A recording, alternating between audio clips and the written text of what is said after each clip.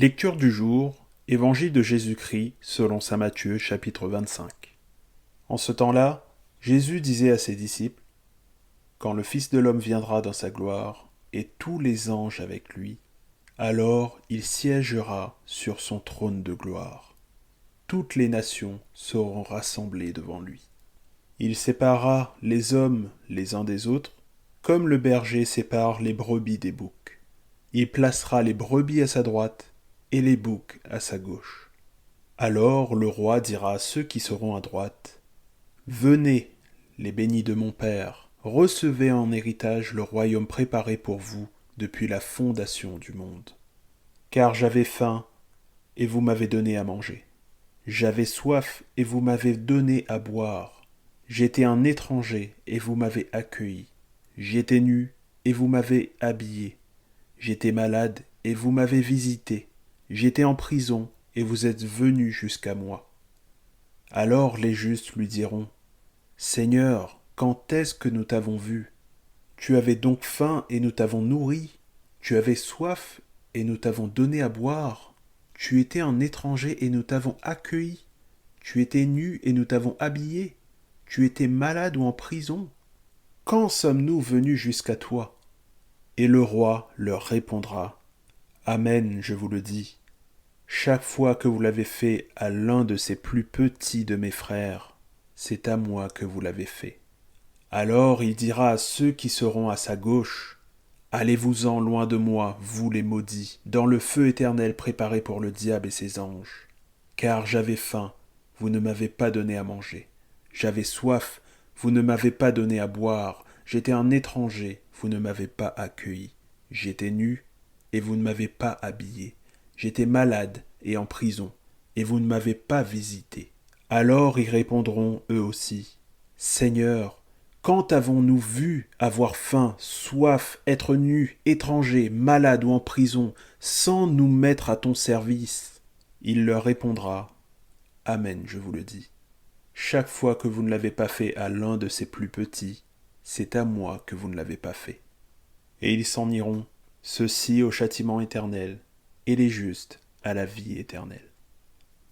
Encore un très beau passage de la Bible, qui me fait penser d'ailleurs à une discussion que j'ai eue cette semaine avec un proche, où on parlait justement de la prière. Je lui partageais l'importance pour moi de prier chaque jour, et lui de son côté il me disait qu'il ne priait uniquement que lorsqu'il a quelque chose à demander à Dieu. Alors, je pense que j'ai encore beaucoup de choses à apprendre de la Bible, de la prière et de la spiritualité, mais je suis convaincu que la prière, ce n'est pas fait uniquement pour demander des choses à Dieu.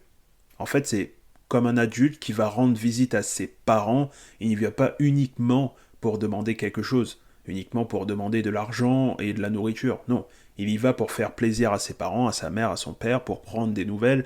Et puis, ça fait toujours du bien de la part d'un parent de voir son enfant. Et dans cette même logique, on peut prier pour passer du temps avec Dieu, parce que ça lui fait plaisir, et c'est une façon pour nous de montrer notre amour à notre Père. Et par cette réflexion, je me pose quand même la question, et si la vraie prière nous permettait de nous transformer, et si elle nous apprenait à aimer davantage? Alors, pas de panique, je vais développer. Je veux dire, en ce temps de carême, on consacre beaucoup de temps à appliquer les commandements de Dieu. Aime ton Dieu de tout ton cœur, de toute ton âme, de toute ta pensée, et aime ton prochain comme toi-même. Et j'avoue que j'ai beaucoup de mal avec cette deuxième partie, aime ton prochain comme toi-même. Parce que j'ai beaucoup de mal avec les autres, en fait, étant plutôt solitaire, introverti, et j'avoue, très égoïste parfois, j'ai du mal à trouver la patience avec les autres. Alors, du coup, je me pose la question, comment respecter cette deuxième règle, aime ton prochain comme toi-même? Eh bien, Jésus me donne des pistes pour ça. C'est ce qu'on appelle les œuvres de miséricorde corporelle. Donner à manger aux affamés, donner à boire à ceux qui ont soif, vêtir ceux qui sont nus, accueillir les étrangers, assister les malades, visiter les prisonniers et ensevelir les morts. Et j'ai découvert avec quelques recherches qu'il y a aussi des œuvres de miséricorde spirituelle. conseiller ceux qui sont dans le doute, enseigner les ignorants, avertir les pécheurs, consoler les affligés, pardonner les offenses, supporter patiemment les personnes ennuyeuses, là-dessus j'ai beaucoup de mal, prier Dieu pour les vivants et les morts. Donc, comme je l'ai dit, prier, c'est passer du temps avec Dieu, c'est lui montrer à quel point on l'aime. Mais on peut aussi lui prouver cet amour en prenant soin de ses autres enfants, notre prochain. Et si finalement l'amour de notre prochain et l'application de ces œuvres de miséricorde proposées par Jésus étaient une autre forme de prière? Donc, je te laisse méditer sur ce sujet et de me dire en commentaire ce que t'en penses. Et je t'invite à prier avec moi, avec cette prière que notre Seigneur nous a laissée. Notre Père, qui es aux cieux, que ton nom soit sanctifié, que ton règne vienne, que ta volonté soit faite sur la terre comme au ciel.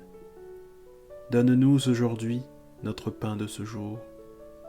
Pardonne-nous nos offenses, comme nous pardonnons aussi à ceux qui nous ont offensés, et ne nous laisse pas entrer en tentation, mais délivre-nous du mal.